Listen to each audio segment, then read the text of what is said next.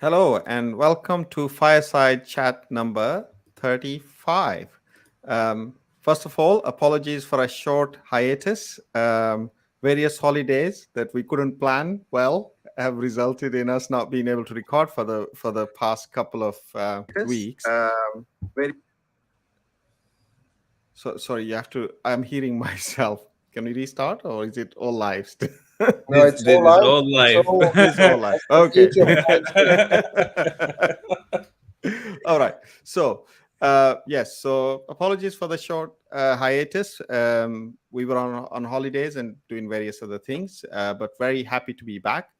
As usual, if we pick a topic just before we start, and if you like this, then please subscribe and leave us comments, and also give us ideas about new things to talk about. And thank you very much for the people who are attending live as well. Please leave comments and we'll try to incorporate them in our discussion, right? So without further ado, let's get started. So today the topic is the entitled programmer, right? So there is an impression that because of the industry we are in, and the demand for programmer, which has actually been around since the dot-com bubble, or even if you're as old as us, the millennium bug, right? That's when the demand for programmers really kicked off, and it hasn't seen any large dips, and it's just forever increasing. And that has resulted in a, compared to other industries, a much more of a demand, and that does result in the behavior where people know that they can walk in and out of jobs, and and not everybody, but that leads for some people or some programmers to have a myopic view, but still think that they know everything, basically, and that their view trumps everyone else's view. And this is the kind of let's say attitude or viewpoint that we are going to discuss today, right? So who wants to get started? I would just like to amend that because I think it's not only I know best. There's also, or at least I see some, let's call it diva behavior as well, no, and entitlement and this kind of stuff, which is, from my perspective, is not only, you're set on an idea that you have all the information on and this point of view, but also for me kind of denotes a little bit of a lack of empathy, as well. And I actually share this point of view. It's not everyone, but let's say that it is something that is there in the industry. It's not a, we actively filter out for those kind of things, let's say, when we're hiring, no, but it is an issue for the industry from my point of view, no. And yeah, I don't know, what do you think? So maybe, Sandra, you want to add a little? As you said, I don't think that is the vast majority, but there Mhm. is certainly enough people in our industry for us to recognize certain patterns, and you can see things like, for example, how people quite often complain about their teams, their colleagues, their projects, their clients, their companies, and the way that they complain already tell you uh, the degree of entitlements that they have, right? Because there are things that, for example, there are different ways of complaining. One is to say, look, there are the ways that we work. I don't really like the way we work, but I'm still trying to figure it out, speaking to the team and see if we can improve that. There are those things that annoy me, what I find that is inefficient, but we are working together trying to figure out a way to improve that. So now you are stating your opinions, but there is an attitude of fixing that problem, of working to fix. Another thing is like, those people don't know what they're doing. This project is shit. And that is a very different, or this team doesn't know how to work well. And that's a very different way of expressing your sentiments or describing the problem. This comes from a sense of entitlement. It's like, I know best. I know how this should be done, and those people are shit, or this company shit, or Sorry, this client is I disagree a little bit with the I know okay. best thing, because it's easy to judge and to say, oh, this team's shit, or they don't know what they're doing or whatever. But when you actually dig in and say, okay, so what, what do you propose we do? I don't always get good answers in that sense, right? So But there is you know Well, what I mean? Like, it's not it's but that does not mean that they still don't think that they know best. oh, okay. exactly. No, so normally they are because like everyone that is very quick to criticize something in terms of this is shit, this is this, and is a very radical opinion about certain things. Normally they come from a position of superiority. Like, so I'm making a strong.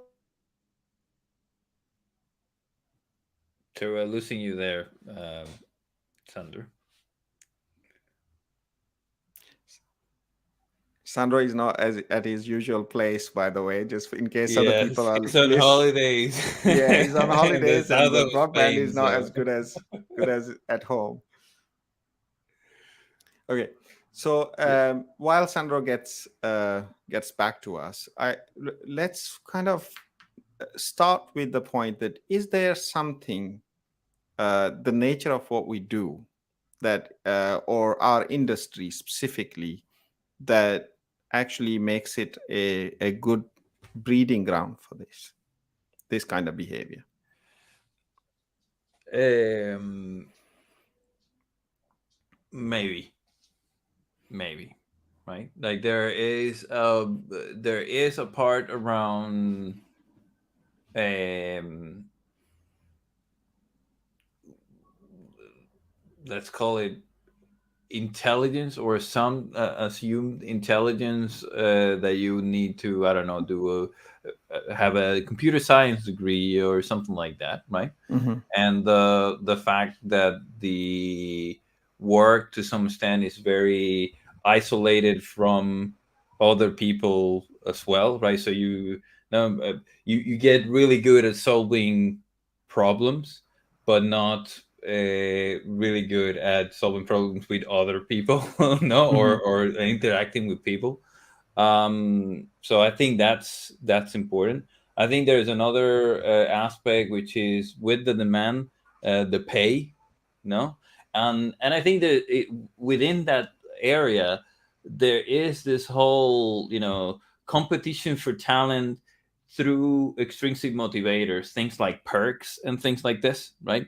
That has created this environment where, in order to retain talent or to attract talent, companies have opted for pampering them, and and you have everything ready for you, and what is it that you need, and like that kind of uh, I would say over, mm, caring, Yeah, if you know what I mean, like no, like it's like a kid, no, to yeah, some extent, no. And there's also human nature, in the sense that once you are used to that, because you can get used to that very fast, no, then you have no reference point sometimes, no, or you forget what, that some things are not just the the status quo, no, they're there to, because they want you to stay, no, but it's yeah. not in general what the industry is about, or it's not in general what you will find in other jobs, and The, so on, right? there is another element, I think, Jose, is like I agree with all those things, but I think it's also with the maturity of our profession, right? And Mohammed Sufyan, by the way, also adds a very good point around, is there a is could it also be generational? I think there are many factors, but I'll go back to the maturity of our profession. Is that there are it's a bit intangible, it's complex. Software development in itself is not a repeatable process. It's very much discovery related, and there's a lot of best practices and, let's say, standards out there that are constantly changing, and what was good yesterday is no longer right today, and there is something else as well. So there's this um, constant flux in what we do, and what is good also creates a lot of opinions, let's say.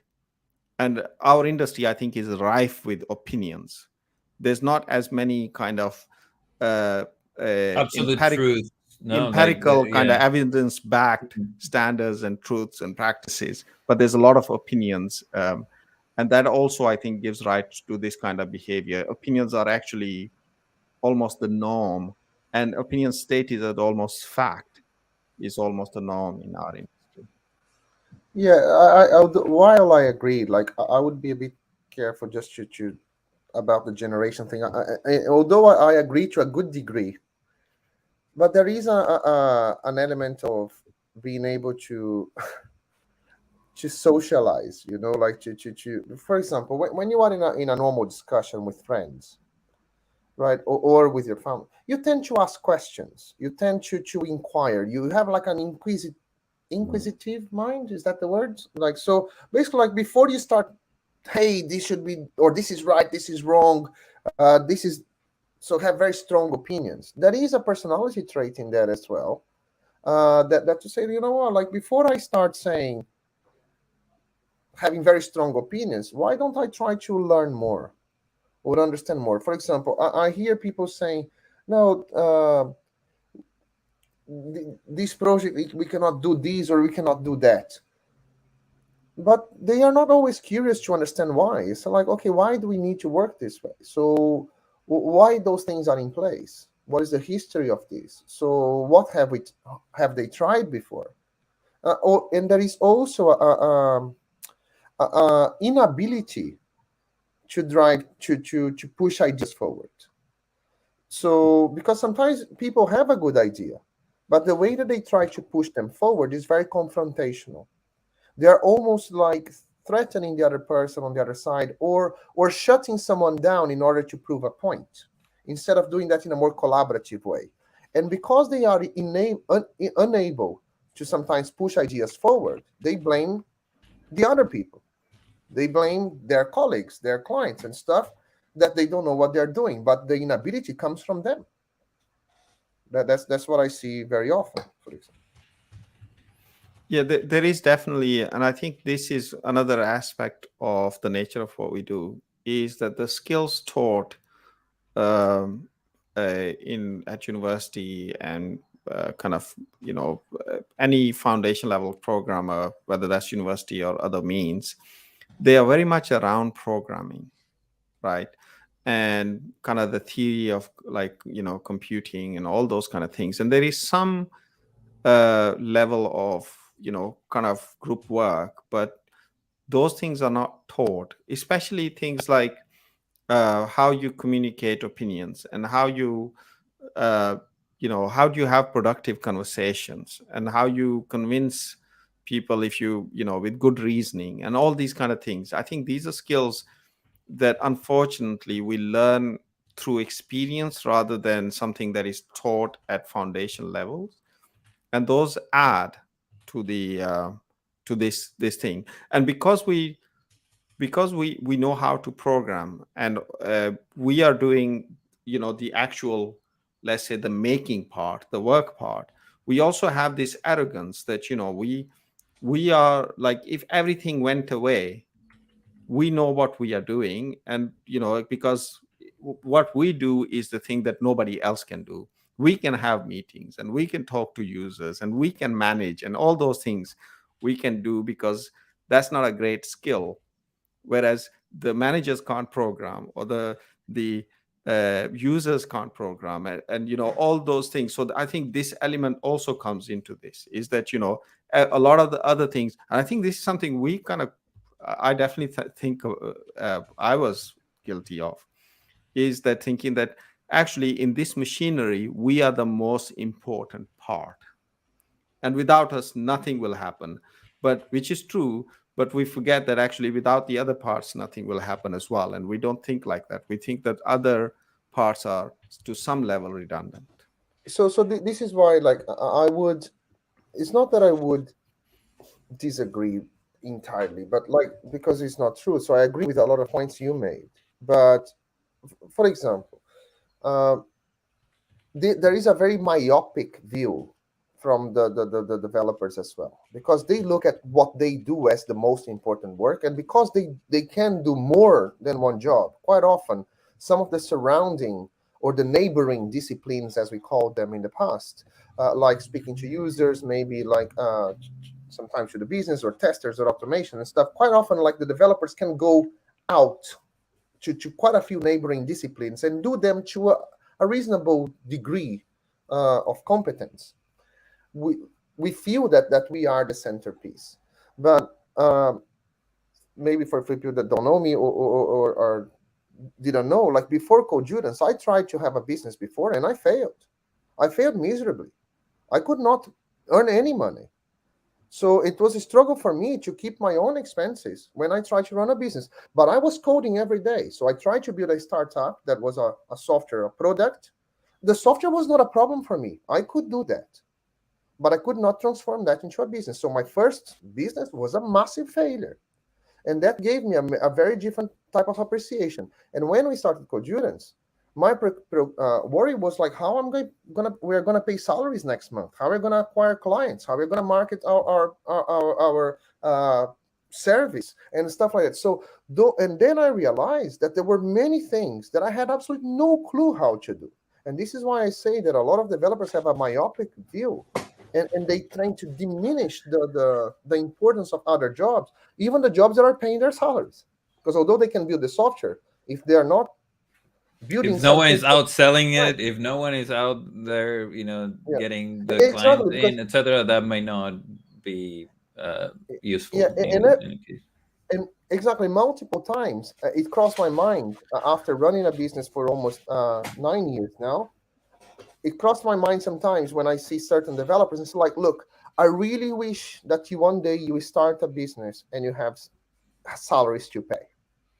Because while you are just an independent contractor, that is easy.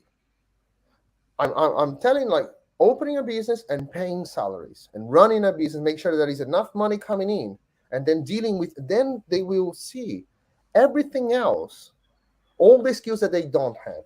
But it took me 2 attempts to understand that. So that's what I'm saying. So that's why I say that sometimes it's very entitled, because they don't have the full picture either. I And think it's sorry, go on. if I Go on. may, like, because Luis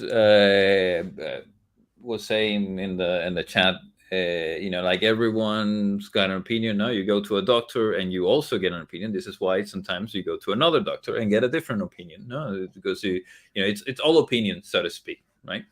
The difference is that you go to a doctor, and before the doctor tells you, oh, you have this sickness, no, most likely they'll try to diagnose. They will ask you questions to understand what is happening, where it hurts. Also, they are supposed to be Run domain exams, experts. run tests, They've right? been trained. They know about the human body. They know, they studied those things. They can make mistakes. Everyone can make mistakes. No, but they're giving you an opinion, an informed opinion, no, on something that they are kind of subject matter experts at. Yeah, that is not the case with developers. And We're quite really often good. they refer you, Jose. And quite often, if they Yeah, if feel they're that it's not out of their scope, they will refer you to a specialist in a different area. exactly, and we developers, a lot of the times you find that they don't take the time to even understand the domain problem that they're trying to solve, right? Because the, jumping straight to the code or jumping straight to trying to find a solution when you don't understand what it is that you're trying to solve, when you don't understand, no, like, that is just a recipe for disaster. But to some extent, I also have to say that this is not entirely the developer's fault. Yeah, because of the way that economies of scale work. From my perspective, the the bigger the company is, and the bigger, the wider the scale, the more siloed and more removed you are from the end result, or the end people that you're affecting, and so on. And it takes a conscious effort to break that barrier, no, and to actually focus on something that is not just what you have in front of you. In this case, the computer, the code, or whatever, right? And there are few companies that actually think in that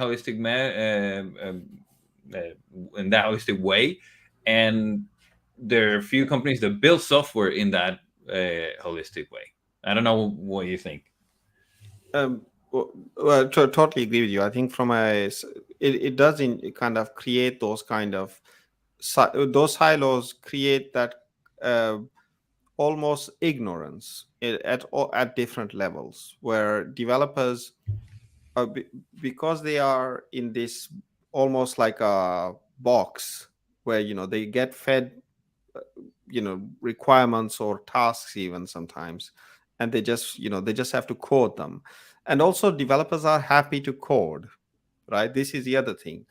If you think about it, for most people, I think myself included even now, the most enjoyable part of the job is when you sat down, you know exactly what you need to do, and you can start coding, right? And you get into this flow, and it is the one of the most enjoyable parts of the job. It's what There's a dopamine cycle there exactly going on, and it's like write a test, make it pass. No, you yeah, get your shot. exactly. No, and you go for And the it's next what one and the next one, and it's no, what it's took a us into the profession in the first place, right? But often we kind of fail to see that actually, in order for that to happen, a lot of things need to align, right?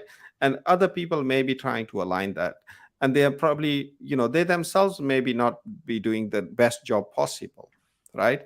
But also, you're also not doing the best job possible, because if you kind of confine yourself in there and you're not kind of pushing out, because I think the problem arises that developers are sometimes almost too eager to say, yeah, let me, if I don't have to do any of this, let me just code. Oh, yeah, that's brilliant. Almost too eager to accept that kind of silo. And I think this it's simple. causes, It simplifies the world a lot, right? yeah, exactly, and makes It your day is day go by anything nicely. that is not the code is someone else's fault. Exactly, Basically, no, exactly, and it's it's nice to very kind of simple. devolve yourself of all that responsibility. Yeah. I'm But gonna it code. gets worse. No, go Yeah, sorry, go on, man. no, go for it, Sandra. No, I would say that it gets worse because then it's fine if you want to behave like that. But then don't complain from the things upstream because then they say, I just want to code. But the requirements are not clear because the user stories are not well defined because we don't have a plan, we don't have a goal. So not always I know what I need to do. And then they complain that someone else is not doing a good job. And when you ask, like, for example, we had cases where I heard developers like saying to just, I don't want to do BA work. And I said, what do you mean BA work? Well, I don't want to analyze requirements and write user stories. I don't. This is all BA work, business analyst work. And I said, like, okay, so what do you want then? Do you want to be told what to do? Because this is what I find funny, right? Because like, a lot of people say, I want autonomy. But when they have a chance to shape the work that they're gonna do, so sometimes they reject. So no, I don't want you to do this work. This is not my job. I just want to code. So yeah, but in order, if you just want to get the user stories already written, you're going to be told what to do. You will Mhm. not have autonomy. You're going to be told what you do. This is what you're going to work next. That's your next user story. That's the next one and the next one. But In fact, but in fact, and I find change this. I hear a lot in terms of management as well. Like, I don't want to be a manager. I mean, we like Sandra, you and I, we have to admit, like, we hated being labeled managers, even when we were managers, right? And I think that going back to what you were saying about starting a company, I think in order to learn some humility, is you don't have to go as far as start your own business. You have to just go and do other roles, like especially the roles that you despise, and then you see that their point of view on why and the importance of those roles as well. I think manager is a typical one, right? I think some people, a lot of people in the XP circles and so on would say, they may not recognize with the fact about elaborating requirements, because yeah, it's three amigos thing, of course we elaborate requirements and all that kind of thing. But even there, when it comes to like management or budgeting or that kind of thing, so no, that's not, we don't do that. That's not even part of XP. Well, actually, it is, because XP is about the whole team, right? And this goes back to Jose's thing as well, like the structure of organization and these silos. Actually, if you think that you're doing XP or then you need to be talking about whole team, and the whole team is everything that makes your business move, including the people using your that are client to your business, right? So personally, I think that we actually often uh, almost diminish other roles because we have this myopic view, or because we haven't actually performed those roles, right? And we think that they are, again, going back to what I was saying, we think they are not necessary. We think that they are just management, or they are just bureaucracy, right? So But there is there a is question. bureaucracy, of course, but there is a lot of stuff that is happening there that is actually making this possible, making you sitting there program possible. Yeah, there is a question from Mohammed. So, in a self-organized team, what is the work left for the manager? So, you need to be Good careful here question. not to think about that your whole company is 5, 7 people working on a team. So, when this team is dysfunctional, and each one of those team members want a different thing from the company, they're not going to resolve among themselves. Also, that is not quite often a company, unless it is a very tiny company with 5, 7 people, the company goes way beyond than that. There are multiple streams of work that is managing, like for example, how much money can we afford to pay? What should we invest next? So when people have problems, they need more benefits, or we need to hire different types of people, or we need to manage. For example, we have all this stuff to work, but we have very finite uh, people, or time, or money, or whatever. How are we going to move things ahead? So So this is I'd like to add another thing about self-organizing teams. Even a team of five, in all my career, I have yet to see a truly self-organized team, because a truly self-organized team to me is a business, yeah, right? So if you are talking about a self-organized team, to what level? Who is creating that ecosystem for that self-organizing team to exist? Right, yeah, there is management going on around you, which gives you this illusion Support almost structure, that yeah, the that you are support structure, self-organized. so that you can focus on the things that you E- want the team to be focusing on, and not. exactly. Yeah. And even then there is so much skill involved, even given, let's say, like, let's ignore that, and let's say that structure exists and you can be a self-organizing team. Let's say you don't have to worry about the business, but even then, like, a self-organizing team is easily said than done, because we made that mistake many a time before ourselves, like, to the point where we were quite fairly senior developers. I actually remember a team of 6 of us developers. We were all quite senior, and we thought, you know what, we don't need a scrum master and we don't need a delivery manager. And it was a shit show, and we had to ask a delivery manager to come in and help us, because we were not we were everyone wanted to code, and no one wanted to do the other things that were necessary and fill in the gaps and everything else.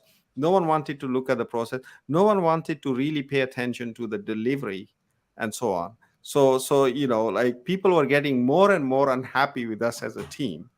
Yet we thought that, we are senior enough, we don't need a scrum master, we don't need a delivery manager. And we, theoretically, we understood what a self-organizing team means, but we were not able to organize it. And yeah. I The am problem. yet to see one, really. Same here, because like I had exactly the same experience that Mesh had. Self-organized team, every now and again, then each individual say, "Hey, but I just want to code." So you want a self-organizing team? Say, "Okay, I'll raise my hand. I just code. Don't do anything else. I just code." Okay, who is going to define the user stories? Who will define the priorities? Oh, by the way, I would like a pay rise as well as you added it. Or by the way, I would like to take a sabbatical. Or, well, I don't know, someone needs to understand what the client wants. Or how do you make money anyway? But I want my salary paid every month. So who defines the priorities? So in order for as Mesh said, for a truly self-organized team, the only way to work is if you have a very small group of people and they all own the business to a certain degree, then they will share then they will have the same kind of stake. But Right? this So takes us then, like, you to know what? My decisions will impact my salary at the end of the month and the revenues of the company by the end of the month. Because while people can be selfish in a way, just say, you know what, this is my job and this is not my job, and I can. So I cannot see self-organizing teams working well. I've never seen them this. to this degree. This takes us to a point that I think is quite important there as well, which is the systemic thinking or systemic point of view. The tribal leadership book, the Dave Logan thing. Culture. Level 1, culture 2, 3, and so on. Right, like the level 3 is like I am great and you're not. No, this is the language that Yeah, cultures in I that remember stage. No? that. And a lot of people who are really good professionals, no, they're really good, they're high achievers, so to speak. They're stuck at that level, right? And when you were saying before, like, hey, listen, I just want to code, let someone else, like, that's kind of, for me, that kind of reflects that kind of mentality of the individual. Yeah. Whereas if you move past that, we are great and they are not. No, that's still, there's still a silo there, but your silo is bigger, let's say. No, you start thinking how you impact other people. How do you together achieve something beyond what you as an individual can achieve? And I think that is something that is missing.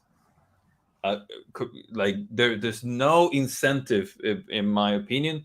Very few companies in the industry have that incentive for the level 4 kind of thing, right? Like where people consciously look at the system overall and how they impact everything else and so on, right? But They there could, is a lot of skill involved in there, Jose, as well. I mean, in fact, Sufyan just added, you can change the manager, or, software engineer to product engineer, and so on. And I think there is a good point there that names do matter.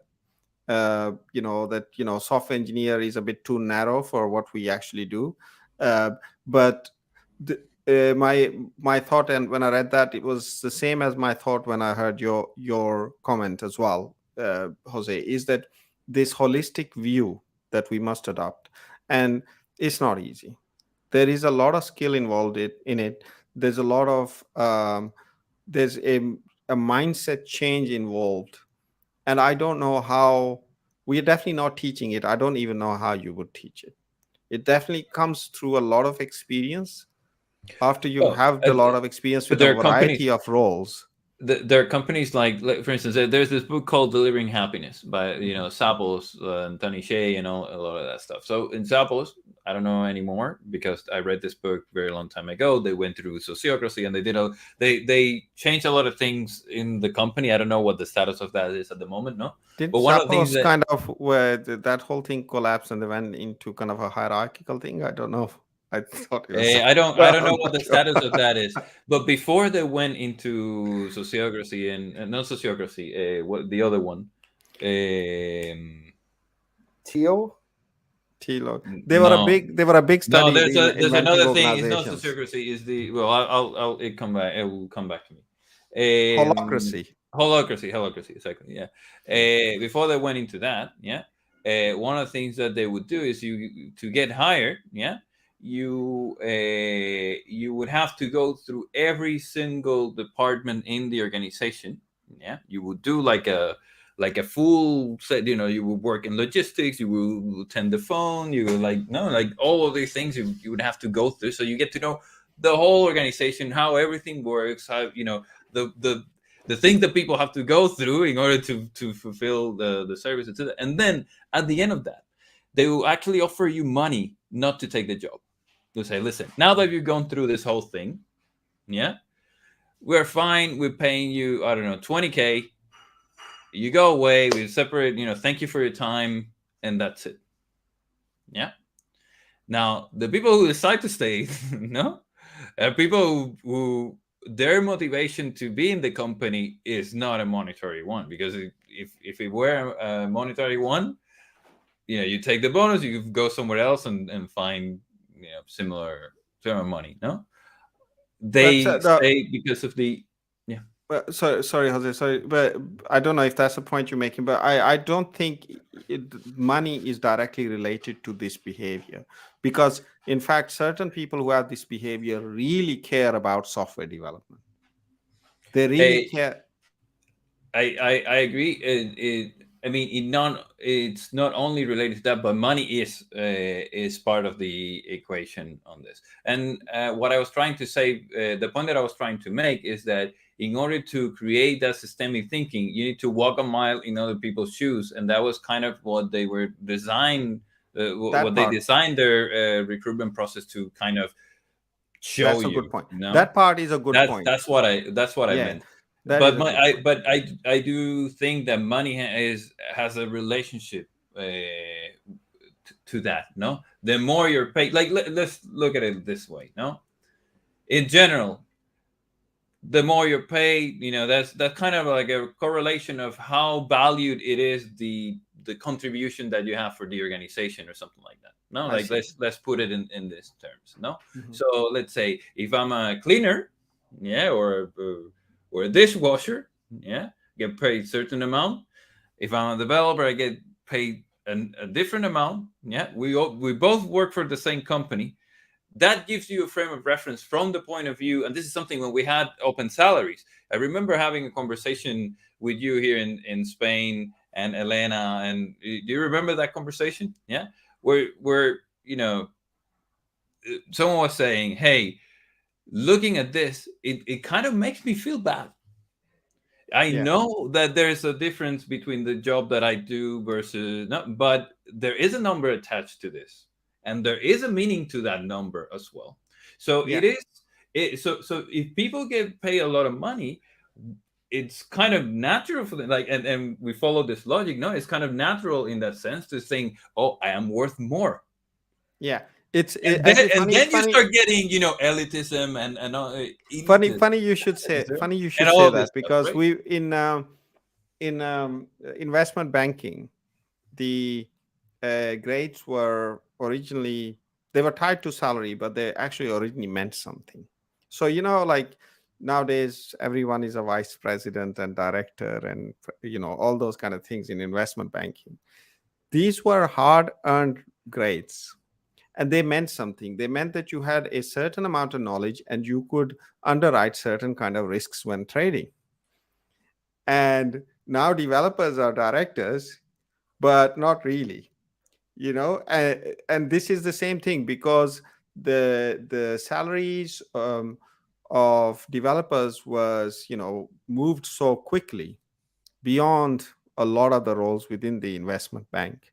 But with the salary came the banding, and as the salaries increased, the bandings had to be changed, right? So this is the same thing. It was kind of, and then the actual titles meant nothing, because we were not underwriting certain kind of risks for the bank. We were just coding.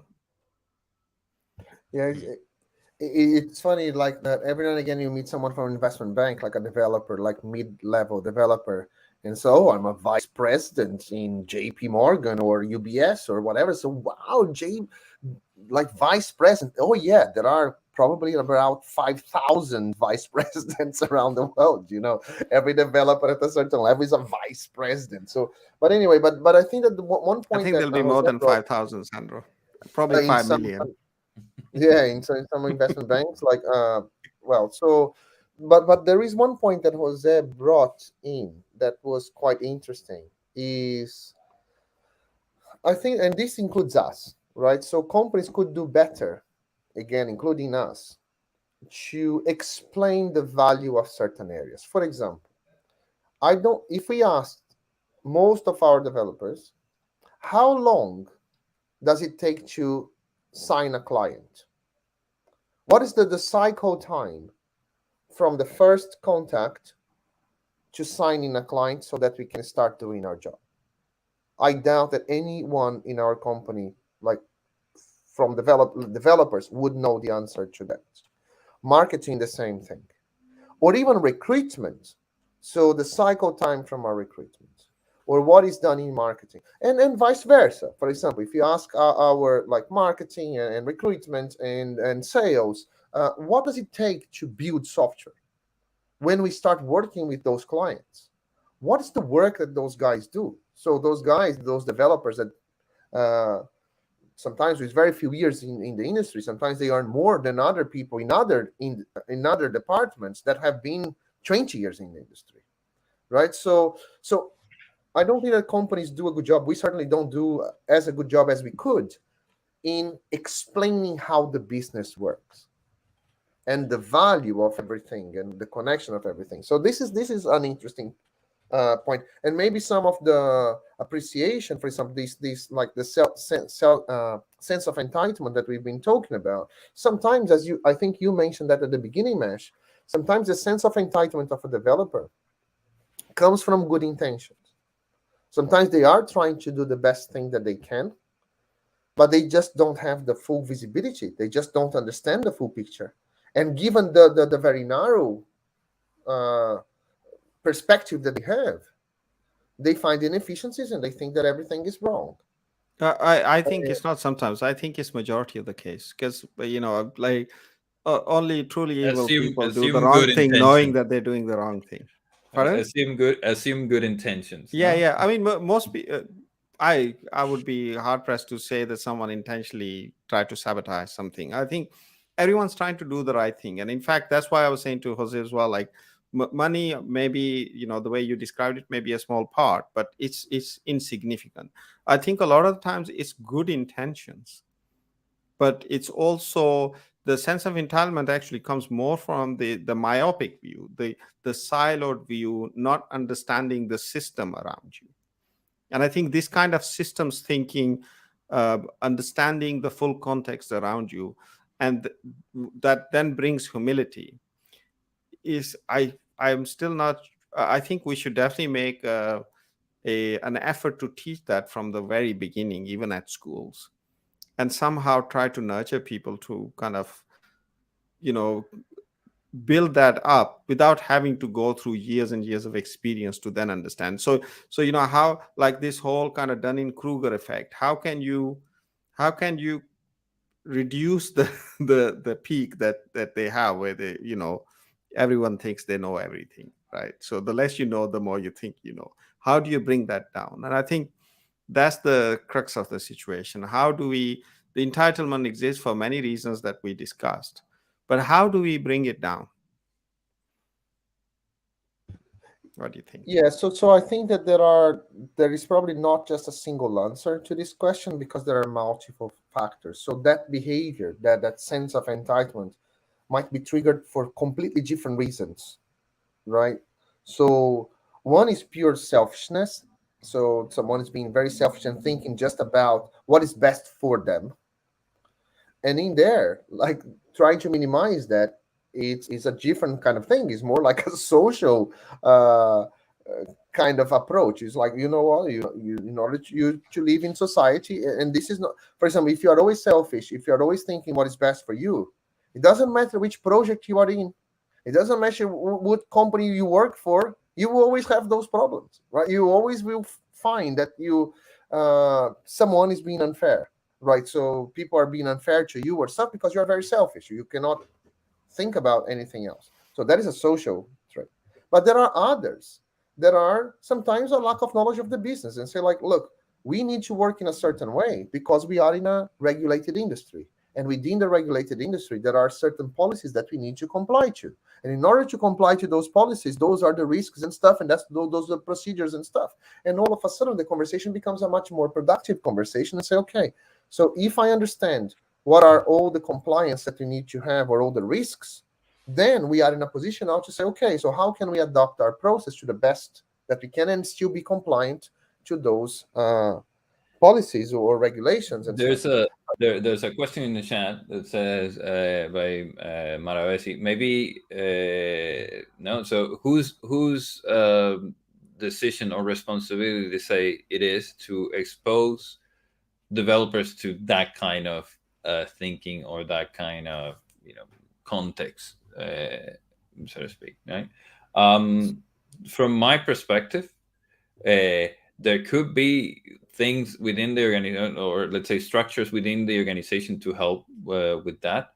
Um, and if you want a healthy organization, you probably want to build those structures, but it needs to start at the individual level. Like, people need to want to be exposed to that, and want to understand, and have that, the humble inquiry kind of approach. No, um, if not, it doesn't matter how much you expose them to that. It will just wash off.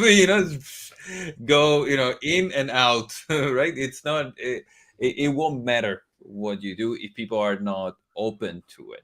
Right? Mhm. I think And yeah. I think it's about awareness as well. We need to be creating this kind of awareness in people from the very beginning, from schools, universities, and when we are training people and when they are working, right? So uh, you kind of create that awareness, and you just like, as a programmer, when we first start, we know that we must be able to program in a programming language to be a programmer.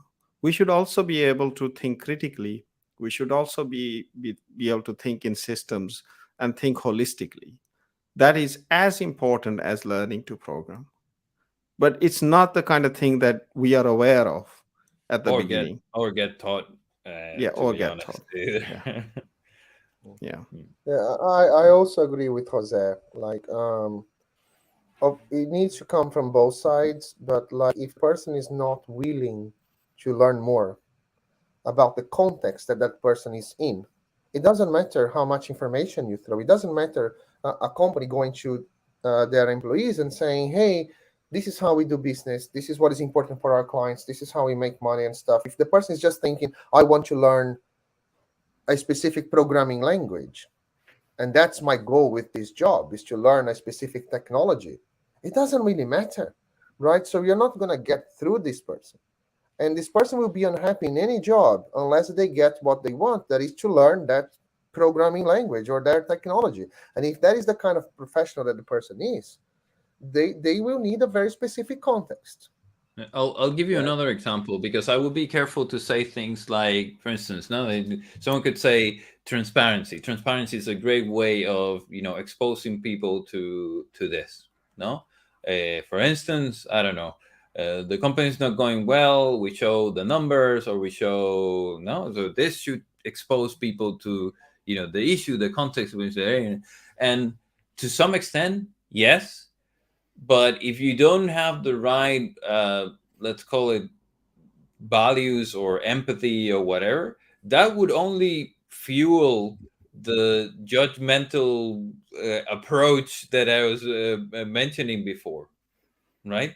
Like, then you suddenly become, the expert in finance, right? Like, or the, like, what I mean? Like, no, it's just, it's not just the team that doesn't work. It's the company doesn't doesn't know what they're Yes. doing or whatever, right? So this is the thing. Like, it's not a single thing. There are certain values or strategies that you can follow, and I think they're good in principle on what they're trying to achieve. But you need to start with a strong set of values that allow for people to be open minded, and to actually, again, be empathetic towards what is happening, or try to have that inquisitive mind, no, beyond what it is they think that they would do, or they would or they think is best, right?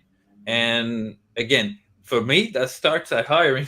To be honest, you know what I mean? Like, because once that's there, it's really difficult to change or evolve. I'm not saying it's impossible, but is it even but my but job? No, or do I really want to spend time in you know turning but at the someone into a hiring, decent human yeah, being? No. but at the hiring stage, it's also certain things are very difficult to assess, because some people are very good in saying the right things, but when they actually join, and they will think about themselves, and then, so certain things are very very difficult to assess during an interview process. But talking about the entitled developer or programmer, you mentioned transparency. Transparency I find very funny. Because like quite often we get like people, oh, we need more transparency, and then you have someone saying that anonymously. So someone went anonymously to a forum, say we want more transparency, but they said that anonymously. And then a lot of people that also ask for transparency are not willing to give full transparency either, because they want to have access to information, but they don't want to give access to all what they do. For example, it's common to say we want to know everything that the company is doing or the managers are doing, but they don't want to give a detailed update of everything that they do on a daily basis. So now, how does that work then? So you This want information, but you don't want to tell us, because if we ask you what you do on a daily basis and give a detailed information every day, you will say that we are micromanaging you. So you want us to give you a detailed information of what we do, but if we ask you the same, oh, I don't have autonomy, I'm being micromanaged here. So, or also, for example, as Mesh said, if you present some detailed information about a different area, they make a judgment. Oh, because I don't think that they are doing the right thing here and there. But then if we expose how they are doing, how their project is being developed, and expose that to other professionals in the company, how would they feel if other professionals, non-developers, start giving an opinion about their job? They say, oh, these people don't know my job. How can they say if I should do better or not and stuff? Because they don't know how to program. They don't know how to develop. Oh, yeah, but you do exactly the same for the marketing professionals or sales or HR or whatever. And this is what I find funny, like. I, I think transparency is a big topic that we could have for another fireside chat, Fireside chat on, yeah. because there is like this other thing that gets thrown at you is like, is transparency the right thing? Like transparency, some people think of it as like full disclosure all the time, right? And it can actually hurt people. It can be unprofessional. It can make people scared uh, of certain things, right? So it can get people confused. So there's a lot of other things that, a lot of times when people talk about transparency, they don't understand the consequences, and I think it's a very good fireside chat. But I agree with your Yeah, point, is I that, agree. a lot of the time people don't hold themselves of the same standards as they Yeah, want. Yeah, yeah, from And again, others. and you yeah, need certain foundation for that to work out properly, and to have the outcomes that you expect it to have. Otherwise, it just fuels the judgmental nature of the comments Yeah. or whatever, right? There's a good question, actually. Maybe then this is related to entitled developer from Sofyan. Is that, how should we balance between strategic decisions for the organization versus decisions that people in teams want to make because they want to learn something based on what is famous? I think this is a very, very good question. So, I mean, I'll try to answer it, and I think you guys can as well. But my personal view is that a business should teach what is relevant for the business, and of course it's a business responsibility to keep things relevant, because that makes good sense for the business, for its advantage, both in terms of the people that it has and nurturing them, but also in terms of the edge that it has over competition. But they should not be making that decision. Like, there is no way that developers should be just learning what is famous for the sake of because it's famous. A business should be training its people and training them well, but because what is needed for that business, and not for any other reason. This reminds me of, I was having an interview the other day, right? And we were talking, we were going through the leadership part and the, team management and all that stuff. And the candidate was saying to me, I'm pretty much, get it to the team. No, like let's have the team decide, give them autonomy, all of that, right? And then it quickly came to mind. And it's like, okay, so let's say, yeah, that you come to the team and you say, listen, we need to pick the stack for now, based on Mohammed's question. No, we need to pick the stack to do this thing, blah blah blah. full autonomy. You want to decide how to do this. By the way, I think we should do it this way, right? Because this is what we already know. We won't have any. We're minimizing the risk by using this not so cool technology that we all know and we're We can quite hire experts at. easily. Yeah, We can Google exactly. for But answers. Yeah. you have full autonomy. You go for it and make the decision. Yeah, and then some time passes and the project's not going well. You see that the technology you chose was not the best technology to do this, or you don't know enough about it, and the project's been delayed and all of these things. And so my question to the guy was like, what do you do then in that case? So where is this autonomy and decision making coming the other way around, right? Like they because you can ask to get all the autonomy and none of the responsibility, right? But when you actually need the responsibility needs to stay where the decision is made as well. So how would you handle that situation? And I feel that's part of the issue here as well, right? Like the criticism or the judgment, or this is how it should be done, or I know best, etc., comes a lot from not being held accountable for the decisions, consequences of or the the decision. consequences. No, someone else is going to take the consequences. Someone else is going to have to face the client. Someone else is going to, right? And again, going back to economies of scales, etc. Like it's part of the design in many organizations that this is the way that happens, right? Good point. But it is there. It is there, right? And what you want is, okay, you have autonomy, you have decision making, but you also need to face the consequences, right? Yeah. But you cannot I expect someone else to come to you and say, oh no, you know what, we made the wrong decision against what you advised. We're delayed. We didn't say it on time, or whatever. And now we want the client to extend the deadline for 3 months so that we can clean our own shit, because there's no way. No, like, what is it that you want me to do? No, you want me to pay you to fix your mistake. How does that work, right? Yeah, I go beyond. And then the person or the group of people that made those decisions that were not a good business decision, but it was what they wanted to do. When shit hits the fan, they say, okay, but they are now going to be held accountable. No, they won't. They will quit and find another job somewhere. And then the company remains with that problem. So, like I said in a previous episode, like, this is very easy to think about when you are the one paying the bill.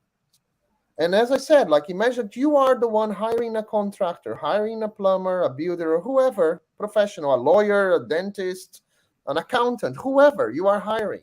And this person comes in, you have the problem. You have your house that needs fixing, or your business, or whatever. You hire the person says, hey, I want to do something different because this is more aligned to my preferences.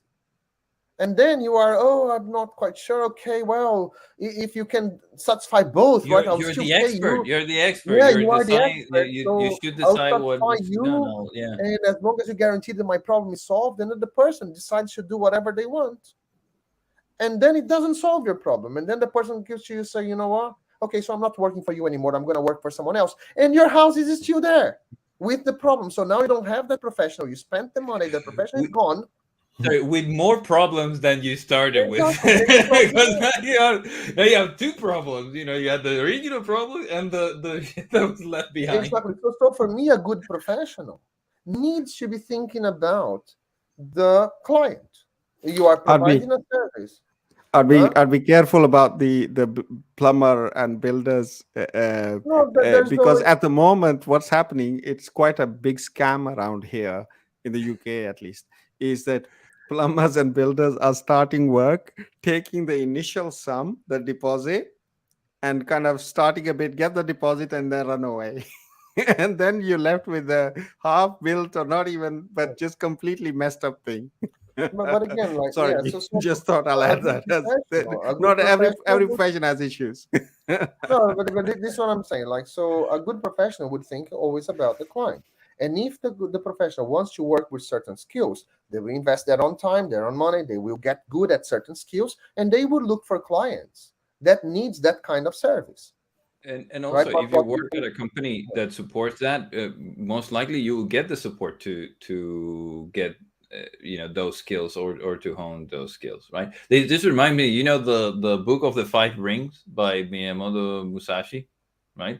Like, there's a part where he's describing like the different weapons and all of that, and one of the things that he says, like, a strategist, which is the name that he gives, like a sword master and so on, should not be attached to a particular weapon. Like, you need to know all the weapons, right?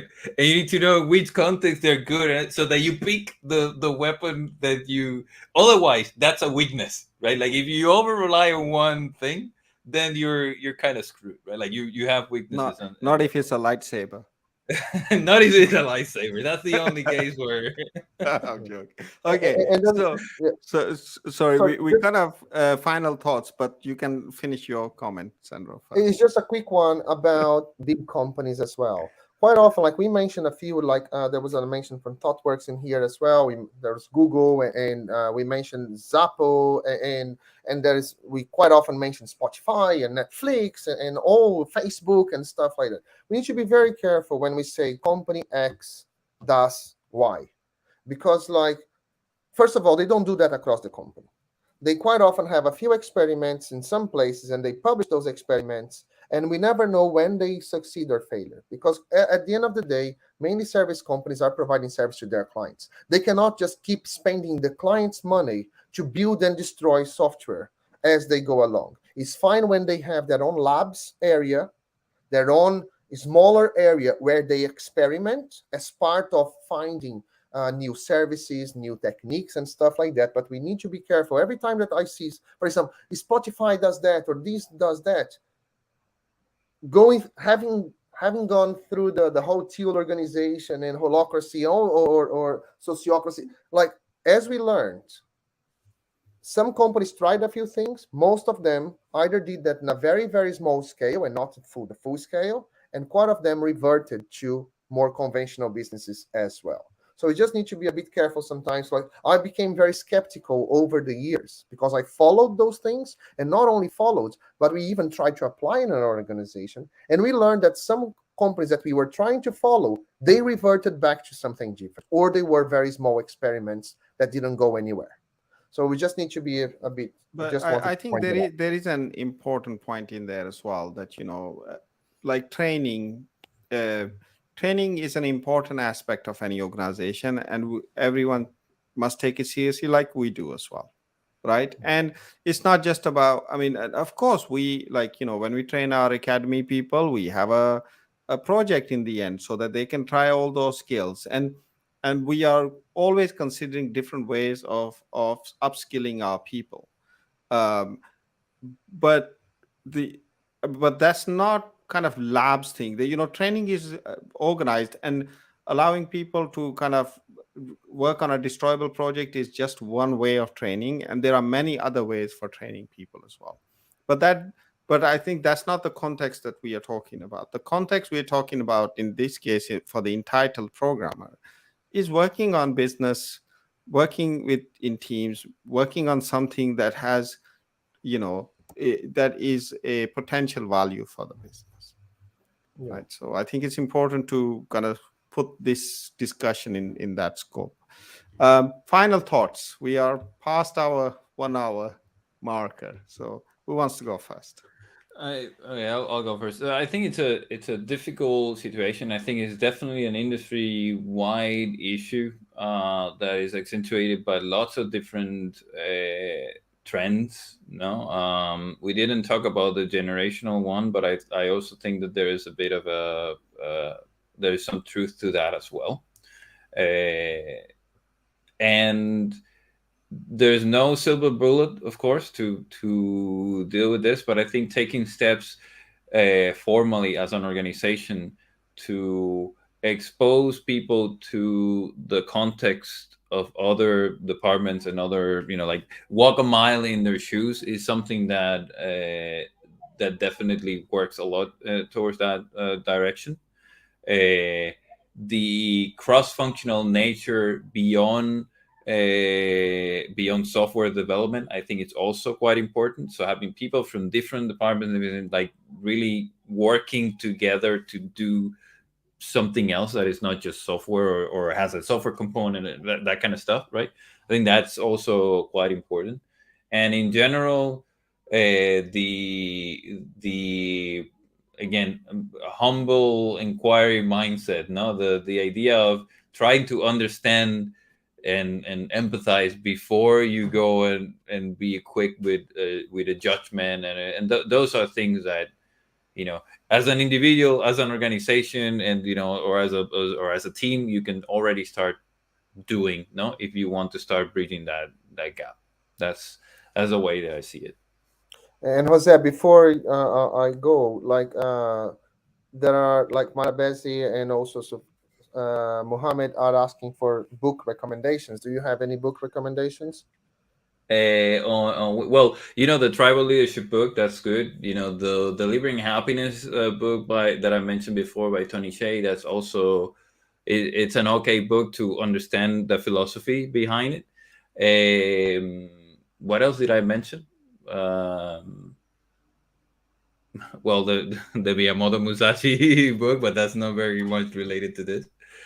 I don't know. I think that those are, you know, any book on system thinking, I think, would also help, like understanding and being able to think in systems. It's a good tool to have in your toolkit, whether you're designing software, or helping an organization, or consulting, or whatever. That's part of the, you know, helping you have that critical thinking that Mash was mentioning before, no, and have be able to map your own mental models, no.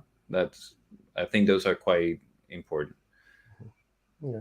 So from my side, I think that is asking the question. Is always giving the benefit of a doubt. Never stop with a very strong judgment. And this is shit. This is good. This is bad. This is always like, as Jose was saying, is okay. Before I make a big judgment, let me ask a few questions. Let's try to understand what's going on. Let's go beyond my sphere of knowledge. So that's what I would start from. I think that would already constrain a lot of this perception of being entitled, let's say, because you are trying to understand more. You are trying to work with the people around you to make things better instead of just judge, and judge from a position of authority that you might not even have. Uh, in terms of books, like I mentioned that multiple times, like I love that book. That is the Extreme Ownership, because it really counters that straight away. You will be thinking about like, okay, so it's my fault. So how can I fix that? How can I improve that? So you always start from that premise. So that will totally counter the whole entitlement thing, because you will feel that it's your job to try to change things. Um, I like Thinking Fast and Slow. Is a book that when I read, it really made me see the world in a different way, see my own limitations and stuff. So, and predictably irrational is another book that made me see uh, how what's the word that I'm looking for? When my How thoughts your are own not mind tricks you. How biased, no, you can be without exactly even so noticing biased, that or like you're. exactly so how not fragile is not the word that I was looking for, but like my reasoning is not as accurate as I thought it was. So Mhm. I can be easily influenced by other things. So those are books that I probably would recommend. And there was a comment about Luca Dom. I don't know how to pronounce the last name. So if you can play basketball at 23 years old as he is now, to that level, I'm pretty sure that companies will pay you shitloads of money. But there is one thing missing from your comment. You still need to take that team, the Dallas Mavericks, to be a champion, because you can be a great individual player, but I want to see that team being a champion. And I'm not sure it's going to happen this year. Right. So that's what. I was like Right. wondering who is What this what is Luca this? So It's this a is a basketball Slovenian. reference. Is Oh. a Slovenian basketball player playing to the Dallas Mavericks. He's phenomenal, phenomenal, absolutely phenomenal. Yeah, But again, he still needs to win a championship and go all the way. yeah, yeah, yeah. Also, like all those books that you mentioned, I think they're good. Also, the learn about the Dunning Kruger effect. I think it's a good start. Uh, But yeah, I think my personal view is that we should be, these kind of things should be taught early in life, and people should be made aware. And I agree with Jose as well that we should take a personal responsibility to try to understand others, to try to understand other people, and how they, and not be critical, but to understand the difficulties they face and see that they're also human beings and they make many mistakes like everyone else does as well. But walk in their shoes and try to do those kind of jobs as well. That helps you understand that, the developer is not the center of the universe. Nobody is, right? We all make it kind of work together. um, yeah, that's my final thought. So thank you everyone for listening. Especially thank you to the people that were listening live and leaving us comments and giving us lots of great things to discuss. So as always, if you like it, press like and subscribe so you know when we are up next. And and leave us suggestions for new topics to discuss as well. So thank you very much for listening. Yeah. Thanks, everyone. Take See you care. next time. Bye bye.